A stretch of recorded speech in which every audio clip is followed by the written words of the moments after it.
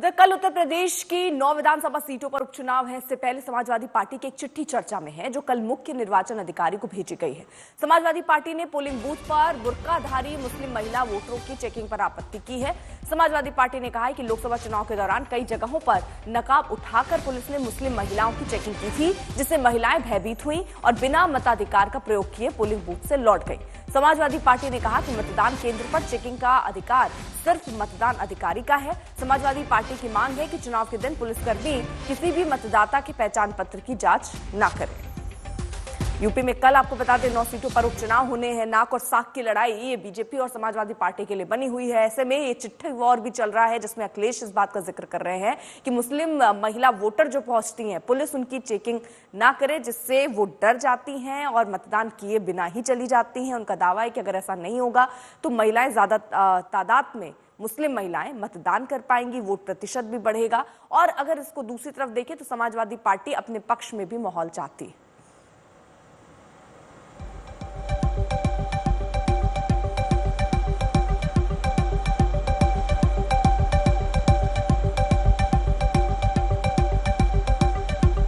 निर्वाचन अधिकारी को समाजवादी पार्टी की तरफ से चिट्ठी लिखी गई है जिसमें बुर्के वाली जो महिला वोटर हैं उनकी चेकिंग पर आपत्ति समाजवादी पार्टी की तरफ से जताई गई है और ये कहा गया है कि उनकी चेकिंग पुलिस ना करे, उससे वो भयभीत होती हैं। लोकसभा चुनाव का एग्जाम्पल उन्होंने दिया कि पिछली बार जब चुनाव हुए और ऐसे ही चेकिंग हुई तो महिलाएं डर गई, भयभीत हो गई और उसके बाद बिना ही अपना मताधिकार का प्रयोग किए वो वहां से लौट गई और ऐसे में उपचुनाव में उनकी चेकिंग ना हो। आशीष श्रीवास्तव हमारे साथ, हमारे सहयोगी इस वक्त जुड़ चुके हैं।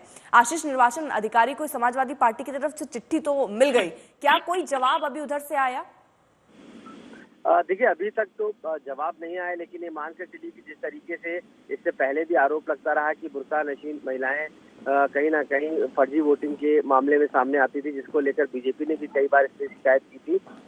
और अब जब उपचुनाव है तो इसमें 9 सीटों पर, जिसमें लगभग 4 से 5 सीटें ऐसी हैं जहां पर मुस्लिम बाहुल्य सीटें हैं, ऐसा माना जा रहा है कि बुर्का नशीन महिलाएं जो है वो जब वहां पर पहुंचेंगी तो उनको पुलिस द्वारा चेकिंग किया जाएगा, जिसकी वजह से वो वोट नहीं डाल पाएंगे और कहीं ना कहीं समाजवादी पार्टी का वोट बैंक कम हो जाएगा।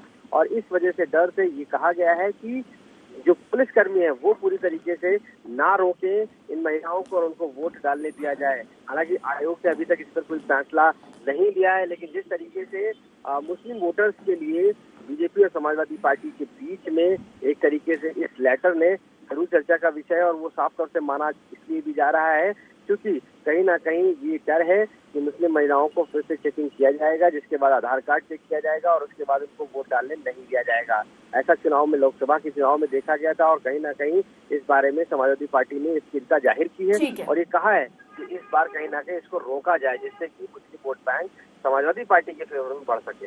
ठीक है, आप नजर बनाए रखें, आगे भी आपसे अपडेट लेंगे।